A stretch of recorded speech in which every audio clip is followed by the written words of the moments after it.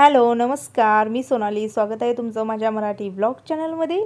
तर सगळ्यात आधी माझ्या गोड ताईंना सगळ्यांना शुभ सकाळ. हे सकाळचंच टायमिंग आहे, पण हो तुमच्या खूप साऱ्या रिक्वेस्ट होत्या की झाडांची केअर कशी करतात तो व्हिडिओ शेअर करा, मंदिराचं डेकोरेशन केलेलं आहे तो व्हिडिओ शेअर करा. तर आज सगळे मिळून एकत्र तुम्हाला मी शेअर करत आहे. पण मी जी भाजीची सुरुवात केलेली आहे ना, ते सकाळचं टायमिंग होतं. जसं होईल तसं तुम्हाला ते शेअर केलेलं आहे. तर माझ्या गोड ताईंचं मनापासून मी आभारी आहे. कालच्या व्हिडिओमध्ये भरभरून प्रेम आणि आम्हा दोघांना खूप सारे आशीर्वाद त्यांनी दिलेले आहेत आणि त्यासाठी ना खरोखर मी त्यांची हृदयातून आभारी आहे. बस तुमचं प्रेम असंच राहू द्या. तर इथं भाजीसाठी मी आज टॅमॅटोची भाजी करणार आहे. ज्यावेळेला आपल्याकडे भाजीला काहीही नसतं ना, त्यावेळेला अशा प्रकारची भाजी करायची. एकदम एक जरी केली तरी बस होतं. तर तेल टाकलेलं आहे, जिरं मोहरीची फोडणी दिलेली आहे, खूप सारा कढीपत्ता टाकलेला आहे आणि लसूण जो आहे ना तो अर्धवट दुखावलेला आहे, म्हणजे थोडासा चेचलेला आहे. तो लसूण टाकलेला आहे आणि एक दोन मीडियम साईजचे कांदे थोडेसे मोठे घ्यायचे, एकदम बारीक चिरायचा नाही इथं कांदा, थोडासा मोठा आणि एकदम असा शिजू पण द्यायचा नाही आहे, बऱ्यापैकी जेणेकरून तो थोडासा कर लागला पाहिजे अशा प्रकारे. आणि थोड्यापैकी शिजल्यानंतर मी यामध्ये ना धना पावडर, जिरा पावडर, जे काय आपले बेसिक मसाले आहेत ना, जे मी डेली वापरते ते सगळे आपल्याला इथं घालायचे आहेत. आणि कसुरी मेथी तर सगळे अगदी अर्धा चमचा फक्त वापरलेले. कसुरी मेथी जी आहे ना, क्रश करून अशा प्रकारे घालायची असते आपल्याला. वास खूप छान होतो. भाजी झाल्यानंतर वरून सुद्धा तुम्ही घालू शकता किंवा तेलामध्ये सुद्धा घालू शकता. एका ताईने सांगितलेले की कशामध्ये घालायची याची लिस्ट द्या. तर तसं काही नाही, पालेभाज्या सोडल्या तर तुम्ही कशामध्येही वापरू शकता. मसालेदार पदार्थ जे असतात ना, त्यामध्ये कसुरी मेथी ही अवश्य वापरत जावा. बाकीचं राहू द्या, डेली तुम्हाला नाही जमत किंवा डेली वापरायचं नसेल तर इथं ना ठेचा जो होता ना माझा परवा बनवलेला, तो ठेचा आहे ना मी इथं तेलामध्ये घातलेला आहे. थोडासा शिल्लक होता आणि त्यामध्ये ना मी टॅमॅटो घातलेला. मग ते फ्रीजमध्ये आपण किती दिवस ठेवणार, एक 4-5 दिवस. आणि मग मी त्याच्यानंतर विचार केला की चला आता या भाजीमध्ये हा ठेचा वापरूया. म्हणजे आपल्याला मिरची वगैरे घालायची होती ना, त्या जागी मी ठेचा वापरलेला आहे. चवीपुरतं मीठ वापरलेलं आहे. एकदम कमी प्रमाणात यामध्ये मीठ घालायचं आहे, कारण ही भाजी शिजून पुन्हा कमी होते. आणि एक अर्धा चमचा मी घातलेली आहे साखर. तर कधीही टॅमॅटोच्या भाजीमध्ये ना तुम्ही साखर घालून अशा प्रकारे भाजी करून बघा एकदा, मला जरूर रिप्लाय द्या. खूप छान अशी होते. आणि ज्यावेळेला भाजीला काही नसतं ना, त्यावेळेला मी हेच करते, कारण मला आता भाज्या सगळ्या भरायच्या आहेत. त्यासाठी मी म्हटले की चला टॅमॅटो होती शिल्लक, आणि टॅमॅटो पण जास्त दिवस ठेवली की ती जरा अशी बिलगल्यागत होतात, एकदम अशी लूज होतात. तर त्याच्यासाठी ना मी काय करते की शिल्लक राहिलेल्या टॅमॅटोची अशा प्रकारे भाजी बनवते. तर मटकीची डाळ जी होती ती एक मूठभर टाकलेली आहे. तुम्ही टाका किंवा स्किप केली तरी पण चालेल. बस आता ही भाजी आपली तयार आहे. झाकून ठेवायचं एक चांगलं आणि व्यवस्थित असं आपल्याला शिजवून घ्यायची आहे, जेणेकरून ही जी डाळ आहे ना बऱ्यापैकी शिजली गेली पाहिजे. तर माझं त्याच्यानंतर जेवढं काही काम होतं ना, ते सगळं मी उरकून घेतलेलं होतं. आणि हे बघा, तर यांचं चालू आहे झाडांची केअर करणं. तर केअरमध्ये काय काय असतं सांगते मी. हे आम्ही जे हातात दिसते ना, हे याच्यासाठी ठेवलेलं आहे. याच्या जागी तुमच्याकडे खुरपं, छोटी कुदळ, जे काय असतं ना साहित्य ते असेल तर सगळ्यात भारी. पण माझ्याजवळ नाही आहे ते. आता गावी गेल्यानंतर मी एक खुरपं घेऊनच येणार आहे, कारण बघा तिथं खूप सारे असतात, पण येताना प्रत्येक वेळेला आणायचं म्हणते आणि विसरून येते. तर तुम्ही सुरुवातीला फक्त जर झाडं असतील ना, तर माझं एक सांगणं आहे की कंपोस्ट खत जे येतं तेवढंच फक्त वापरा. तर आता बघा, हे पॅकेट आणलेलं आम्ही 10 किलो आणलेलं आहे. एवढ्या झाडासनी 10 किलो बास होतं. आणि कमीत कमी 3 ते 4 महिन्यातून एकदा आपल्याला हे घालायचं आहे. याच्या व्यतिरिक्त तुम्हाला एक्स्ट्रा काहीही घालायची गरज नाही. खूप साऱ्या मी बघितलेलं आहे जागी असं की युरिया, सुफला जे असतात ना ते वापरलं जातं. तर माझं एक सांगणं आहे तुम्हाला, केमिकल ज्यामध्ये आहे ते कुठलंही वापरत जाऊ नका. कारण काही झाडांना सूट होतं, पण काही झाडांना ते सूट होत नाही. त्याने काय होतं की झाड ना फास्टपणे वाढतं. जसं की तुम्ही युरिया, सुफला, त्याला DAP वगैरे असं काय काय म्हणतात बघा, नावं आहेत. ते जर घातलं तर झाड फास्ट वाढतं, दिसायला पण सुंदर दिसतं. पण कालांतराने ना त्याची जी ग्रोथ म्हणताना ती थांबली जाते आणि मग ते पुन्हा हळूहळू वाळायला चालू होतं. तर तसं सगळं करण्यापेक्षा ना विदाऊट केमिकलचं जेवढं काय असेल ना तेवढं आपल्या झाडासनी तुम्ही वापरत जावा. तर त्याच्यामध्येच मी एक करते घरामध्ये, ज्यावेळेला मी ताक वगैरे, लोणी वगैरे काढलेलं असतं ना, तर ते ताक जे उरलेलं असतं ना, ते ताकाचं जे पाणी म्हणा किंवा ताक म्हणा एखाद्या वेळेस खराब होतं बघा. आपण ज्या वेळेला तूप काढतो आणि ते जे ताक राहिलेलं असतं ना, त्याचा वास जो असतो फंगस येतो, आम्ही त्याला फंगस म्हणतो वास.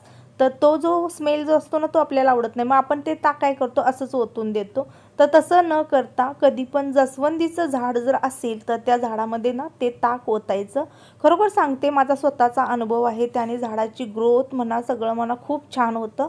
मी तेच करते. क्वचित कधीतरी मी ते वापरते किंवा त्याचं पनीर वगैरे काढते, पण उरलेलं जेवढं काय पाणी आहे ना, ते मी झाडासनीच घालते. तर आता माझी एवढी झाडं आहेत, तर सगळं मिस्टरांनीच केलेलं आहे. मी नव्हते इथं, कारण तुम्हाला माहिती आहे की त्यावेळेला दिवाळीची खूप घाई गडबड होती आणि त्यावेळेचा हा व्हिडिओ आहे. पण ते मला तुमच्यापर्यंत पाठवायचंच झालं नाही, दुसरेच व्हिडिओ येत राहिले. पण आता सतत खूप साऱ्या कमेंट होत्या, तर त्या ताईंना माझं सांगणं एवढंच आहे की तुम्ही ना, जर झाड असेल ना, तर त्याच्या बुंदा जो असतो ना, त्याच्या साईडची फक्त माती काढा.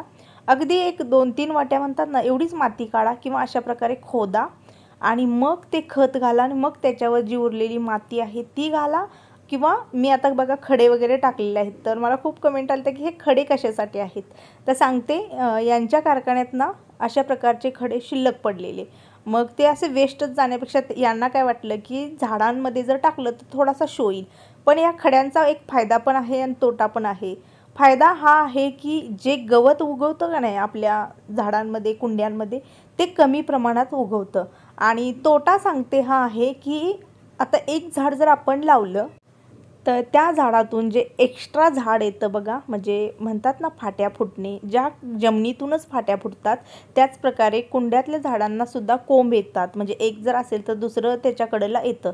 तर हे खडे टाकल्यानंतर काय होतं की ते म्हणजे उगवायला प्रॉब्लेम येतो, कारण त्याला वाटच मिळत नाही आहे. त्यामुळे तुम्ही खडे वगैरे काहीही टाकू नका, माझं तर सांगणं आहे. आता हे एवढे टाकलेले आहेत, चला म्हणलं गवतापासून तरी सुटकारा म्हणतात ना, तो होते. नाही तर खूप सारं पावसाळ्यात तर अशा प्रकारे ना असं गवत काढले की असं गवत येत होतं. पण ज्यावेळेला मी खडे टाकले ना, मला अजिबात गवताचा एवढा त्रास जाणवत नाही आहे.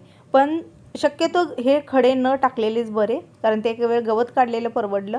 तर आता इथं बघा, ही जी मोठी वाडी आहे ना, ही जवळजवळ 5 वर्षापूर्वीची आहे आणि ते झाड तेवढ्या दिवशीपूर्वीचं आहे.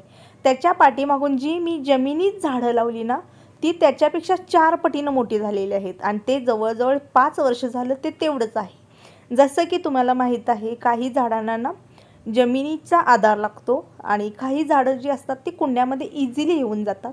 तर तुमच्या लक्षात आलं असेल की हे खत कुठलं आहे किंवा गांडूळ खत वगैरे अशीच खतं वापरा, त्याने खूप दिवस हेल्दी राहतात. हा माझा अनुभव आहे कमीत कमी 5 वर्षाचा. तर बस, आणि पुढं होईल तसं मी तुम्हाला ते शेअर करत जाईन. अजूनही खूप सारी झाडांची केअर असते, पण त्यावेळेला फक्त आम्ही ते तेवढंच केलं. तर संध्याकाळचं टायमिंग झालं होतं आणि मी म्हटलं चला भाजी नाही आहे, भाजी घेऊन या. तर ही मी एवढ्यासाठी शेअर करत आहे की मला एका गोड ताईने कमेंट केलेली, भाजी निवडताना कशाप्रकारे निवडता. तर पहिला एक तर फ्रेश माल जेवढा दिसेल तेवढा फ्रेशच घ्यायचा, म्हणजे तो ताजा 1-2 दिवसापूर्वीचा असतो. टॅमॅटो ज्यावेळेला आपण घेतो त्यावेळेला टॅमॅटो हातामध्ये घेऊन चेक करायची किती घट्ट आहेत की जरा बिलबिल्यागत आहेत. तर बिलबिल्यागत जे असतात ना ती अजिबात घ्यायची नाही. जेवढी घट्ट असतील, आणि कधी पण टॅमॅटो घेताना एकदम लालसर घ्यायची नाही आहेत, तर थोडीशी कच्ची म्हणतात ना ती घ्यायची. आणि बस बाकीचं जेवढं काय फ्रेश वगैरे किडकं वगैरे हे आपण चेक करून घ्यायचं. एवढं काही नाही आहे. पण माझ्या अंदाजे ती ताई नवीन असणार आहे, म्हणजे नवीन लग्न झालेलं म्हणून त्यांनी कमेंट केली असावी. तर घरी आल्यानंतर बघा थोडंसं आपलं जेवण खाणं वगैरे करून तुम्ही साईडला पाहत असाल, भांडी वगैरे मी घासून ठेवलेले आहेत. हे पहिला काम करते आणि मग त्याच्यानंतर जे काय पुढचं आहे. तर सगळं काम झाल्यानंतर मग ही पिशवी काढलेली आहे आणि यातील ना जेवढं काही होतं ना सगळं मी, हे मोठं टप आहे जो पाणी तापवण्याचा, यामध्ये ना पूर्ण टपामध्ये अर्धा टप पाणी भरून घेतलं आणि यामध्ये सगळ्या भाज्या मी घातलेल्या आहेत. आणि बस, आपण ना कधीही भाज्या आणल्यानंतर ना अशा प्रकारे एकदा पाण्यातून काढून घ्यायच्या असतात. तर या ठिकाणी ना तुम्ही खडा मीठ जे आहे ते पण तुम्ही वापरू शकता किंवा मार्केटमध्ये असे काही असतात पावडरी ज्या टाकून आपण भाज्या धुवू शकतो, पण मी तसलं काहीही वापरत नाही. बस स्वच्छ पाणी घ्यायचं आणि त्याने 1-2दा धुवून काढायचं. हे एवढ्यासाठीच करायचं आहे. हे मी माझ्या ताईंना 2-3 वेळा व्हिडिओमधून मी सांगितलेलं आहे, कारण आपण जी भाजी आता ही वापरतो किंवा आणलेली आहे ना, ही काय अशी नाही आहे की डायरेक्ट शेतातूनच काढलेली आहे आणि मग आपल्यापर्यंत आलेले. कमीत कमी 3-4 हातातून ही भाजी आपल्यापर्यंत पोचते. म्हणजे शेतकरी, व्यापारी त्याच्या पुढं आणि खूप सारे असतात. याने काय होतं की त्यांचा वापर कसाही असतो, म्हणजे कुठेही ठेवतात, कसंही ठेवतात. त्यामुळे ना या भाज्या आपल्याला धुवून घ्यायच्यात. आणि दुसरी महत्त्वाची गोष्ट एक म्हणजे की जे केमिकल असतं ना हल्ली सगळ्यावरती फवारलं जातं. त्यामुळे कधीही भाजी आणली की अशीच फ्रीजमध्ये किंवा फक्त कांदा सोडलं तर टॅमॅटो, बटाटा जेवढं काय आहे ना सगळं धुवून घ्यायचं. आणि राहिली गोष्ट पालेभाजीची, तर हे बघा पालेभाजी आणल्यानंतर ना त्याच्या पाठीमागचे जे बुडके आहेत ना ते मी कट करते सुरुवातीला आणि अशा प्रकारे नीट करते. लगेच जाग्यावरती त्या भाज्या आपल्याला नीट करून घ्यायच्या आहेत. आणि मग त्या भाज्या अशा प्रकारे पिशव्या किंवा दुसरं तुमच्याकडे कापड वगैरे असतील ना, सुती कपडे वगैरे, त्यामध्ये ना अशा प्रकारे ठेवायच्या आहेत. ह्या भाज्या अजिबात धुयाच्या नाहीत. ज्यावेळेला तुम्ही वापरणार त्याच वेळेला धुयाच्या, पण हो पॅक करूनच ठेवा, कारण एखादा किडा आळी दुसरीकडे म्हणजे फ्रीजमध्ये दुसऱ्या ह्याच्यात जाऊ नये. तर बघा आता सगळं इथं मी असं सुकवत ठेवलेलं आहे. तर आता हे असंच ठेवणार मी रात्रभर आणि मग सकाळी या ज्या भाज्या आहेत त्या फ्रीजमध्ये जाणार. आणि ही जी भाजी आहे ना ही मी सकाळी करणार आहे, त्यामुळे ही धुवून ठेवलेली आहे. तर भाज्या तिकडच्या साईडला सुकत आहेत आणि हे टायमिंग अंदाजे 10:30पर्यंत असेल. सणासुदीचेच दिवस होते. आणि हे बघा हे तुम्हाला मी सगळं शेअर केलं होतं एका व्हिडिओमध्ये. मी काय काय घेऊन आले, याची प्राईस कितीला आहे, जो दिवाळीमधला व्हिडिओ आहे ना त्यामध्ये मी तुम्हाला हे सगळं सांगितलेलं आहे. तर ते जर तुम्हाला प्राईस पाहिजे असेल ना तर तो व्हिडिओ तुम्ही पहा, म्हणजे तुम्हाला ते समजेल. तर जे काय आणलं होतं ना त्याला ऑलरेडी जे डबल चिकट असतात ना, डबल चिकट टेप असं काहीतरी असतं बघा, ते असतात, म्हणजे त्याला दोन्हीकडून असतं. तर ते होतं, हे जे मधी लावलेले स्वस्तिक आहे ना त्याला होतं. पण हे दुसरे जे होते ना याला कमी प्रमाणात होतं. तर ही एक ट्यूब मिळते, या ट्यूबने ना हर एक म्हणजे कुठलेही असू दे, काही असू दे, व्यवस्थित असं चिकटलं जातं.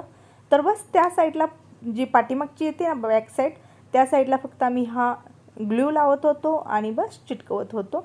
तर हे मोठं मी एवढ्यासाठी घेतलेलं कारण हा पूर्णच देवारा प्लेन होता. बघा तुम्ही, याला कुठंही डिझाईन नव्हती, वरून खालीपर्यंत डिझाईन अजिबात नाही आहे.